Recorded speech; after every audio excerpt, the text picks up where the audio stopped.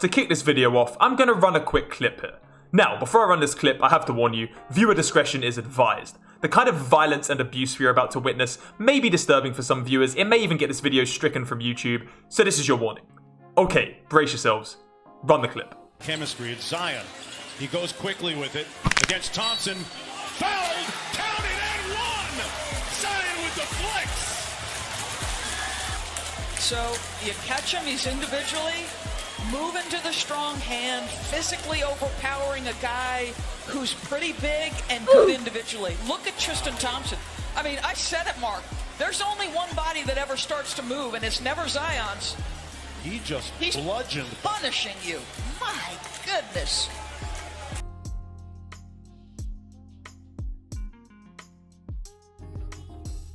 So, watching Zion Williamson do things like the absolute abuse we just witnessed, and just watching him play basketball in general, always gets me thinking about Isaac Newton. Weird intro, I know, but bear with me. Do you guys remember this one from science class back at school?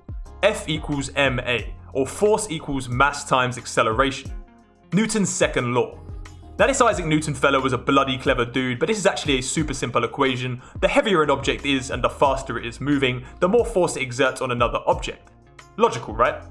Now, whenever I watch this kid Zion Williamson play, whenever I watch this incomprehensible force of nature, this 20-year-old monster, this genetic anomaly just dominating, bullying and embarrassing some of the biggest, strongest veterans of the NBA, all before reaching a legal drinking age, I'm reminded of this simple equation from high school science.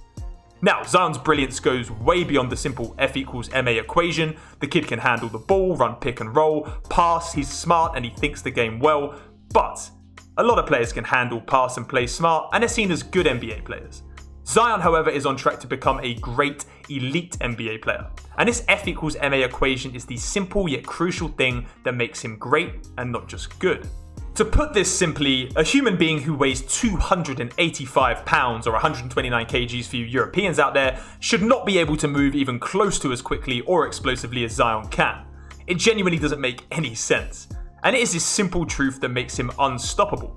And I mean unstoppable in the purest possible way. People might say Steph Curry is unstoppable. Insane range, best shooter ever, close out on him too hard and he'll drive by you and score or find an open teammate. He's unstoppable. But Steph isn't literally unstoppable. Steph Curry is so skilled and so talented at the game of basketball that he seems unstoppable, and most of the time he pretty much is. But if Steph in the clutch with the game on the line decided to drive it right at your body, right at your chest with all his force, you might be stopping that. He's close to unstoppable because he can create efficient offense effortlessly for himself or others, but Steph can literally be stopped. Zion is actually unstoppable. I'm not saying he's better than Steph Curry because he's really not. I'm just saying if he channels this F equals ma equation in the right way and you are the guy in front of him, you are just physically not going to stop him.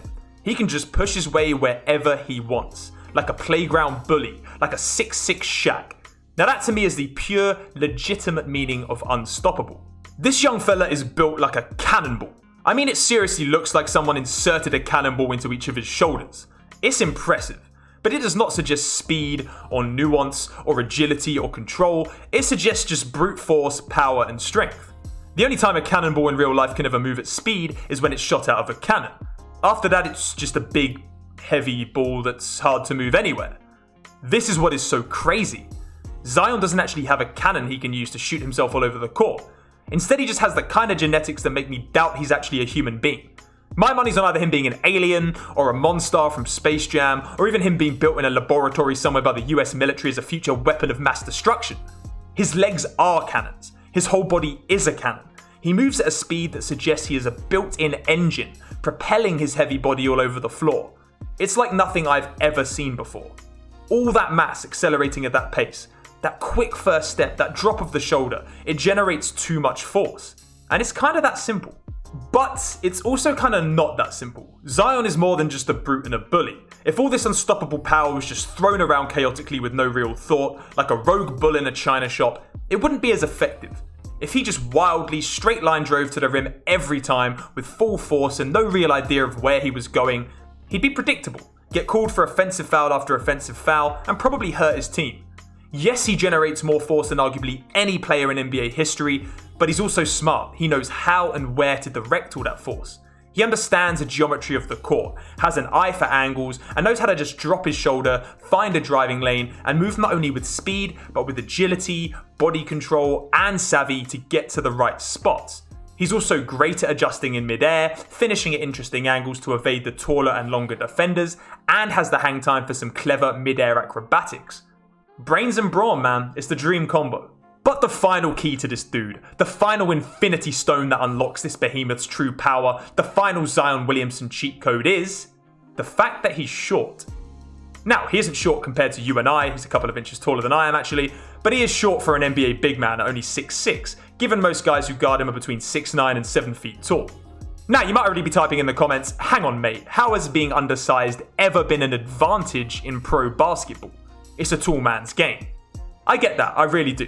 But in this unique case, I think it genuinely helps Zion.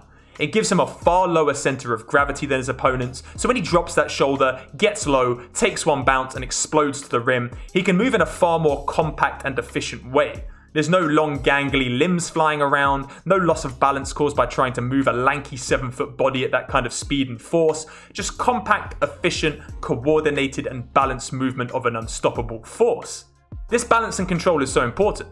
It allows for the insane plays we see, the way defenders' bodies just bounce off him as he maintains control, the way he can bump against the rim protector, send the defender flying, but still adjust in midair and finish. Now imagine giving the 7'3" Kristaps Porzingis Zion's muscle mass. Now that player would still be a problem, but a 7'3" muscle-bound monster would have some issues too. The first problem here is that not having the same low center of gravity would not allow that force to be channeled with any real coordination, control, or balance, which is the real key to Zion's success. Secondly, if we go back to our Newton's second law, our F equals ma equation, a far taller version of Zion with the same percentage of lean mass on a far taller body could mess up the maths here. A key piece of Newton's second law is that mass is inversely proportional to acceleration. Sounds kind of intimidating, but basically, as mass increases, acceleration decreases. It's common sense, basically.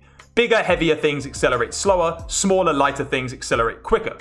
If Zion was 7'3" and just as muscular as he is now, the mass value, the m value of this equation would skyrocket, which would send the a value, his acceleration, way down. So you might end up with the same insane amount of force being exerted on opponents, but driven more by mass and acceleration. So the same force exerted, but at a far lower speed. And in the NBA, as we know, speed is kind of important, especially against the big bodies who tend to guard Zion. It's better for him to be able to blow by them and exert a ton of force than just be a bruiser. I mean, to be fair, a 7-foot Zion might just end up being a lot like an early 2000s Shaquille O'Neal, which would obviously be great, or maybe not, because Shaq is Shaq and he's also just ridiculous. It's not like we're going to have another Shaq anytime soon. So in reality, you might just end up with another huge bruising center. And you would definitely not have the truly unique talent that is the Zion Williamson we see today.